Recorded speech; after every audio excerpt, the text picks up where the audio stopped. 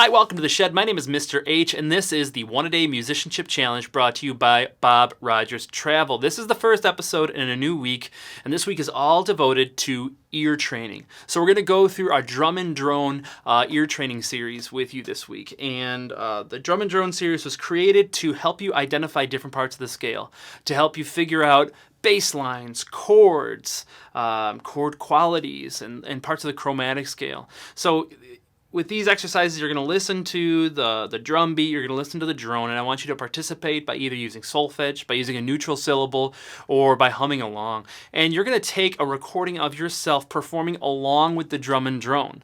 And what you could do is you can listen back to yourself and really get an understanding for your accuracy. What I like to do is I like to use an iPad or an iPhone, and then you could do a screen recording of yourself listening to the video, watching the video, and then you can have your microphone enabled so you can hear yourself and you can hear the video at the same time. You can gauge how accurate you are with the recording, which is really cool because we have something that I call the voicemail paradox. The voicemail paradox is when you listen to yourself for the first time on a recorded medium. So traditionally it's been like a voicemail. You listen to yourself, you go, that's not myself, that's not my voice, I sound totally different. You create a sound in your head of what your voice sounds like based on just the vibrations in your skull, and then like what your voice sounds like when it reflects off of something, and it might not necessarily match the actual sound of your voice. I think the same thing happens with pitch as well. You might think you're singing in tune, but if you listen back to yourself, you might not be singing in tune. So it's a really good idea to record yourself singing on top of these videos because you'll be able to hear whether or not you're in tune. So the first video is all about knowing what the 1, 3, and 5 sound like in the scale. Singing them in tune, pushing them flat, pushing them sharp. It's a really cool activity. So I want you to work on this one. Here we go. We're going to work on feeling what it's like to sing a unison, a fifth, an octave, and a third. First, we're going to start with a unison. So here we go. Match this pitch. 3, 4. Now you can sing it on a neutral syllable like ooh or ah. You can sing the number. This would be 1. You could sing solfege. This would be do. Whatever system works best for you. If you feel yourself running out of breath, you can take a cheater breath and come back in. Now I want you to try to push this note flat. Try to make it a little bit under the pitch. And then bring it back up. Hear how it changes the sound and the vibration in your head? Now push it sharp. Make it a little bit higher. And then bring it back. Okay. Now we're going to sing an octave above. 3, 4. That's the same thing. I want you to try to push this pitch flat. And now bring it back up. Okay, push it sharp. And bring it back down. Okay, stop. And now we're going to sing back to the unison. Here we go. Good. Make sure it's in tune, it's vibrating correctly. Now we're going to count up. If this is 1, we're going to go 1, 2, 3, 4, 5, and then we're going to stop on the 5. Ready?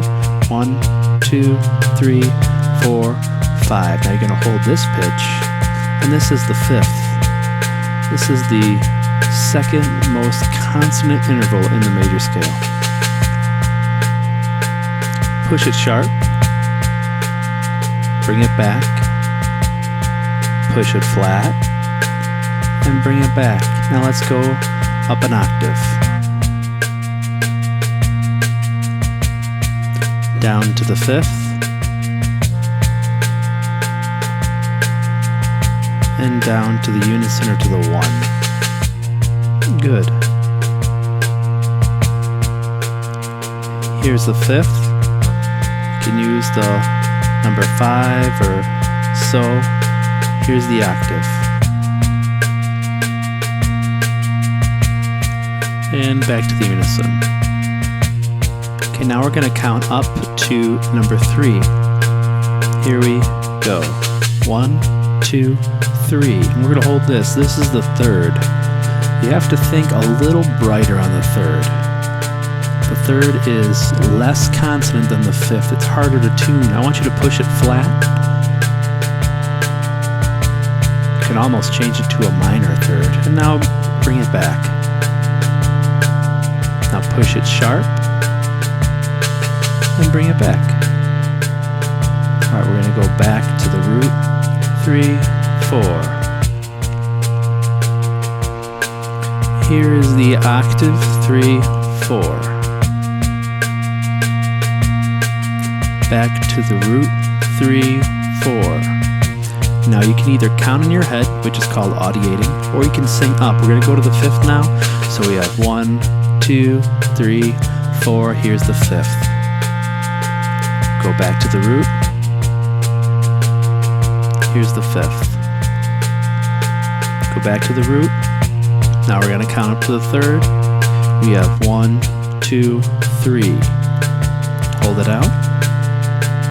Go to the 5th. Back to the 3rd. Back to the root. Go up the octave. Go to the 3rd.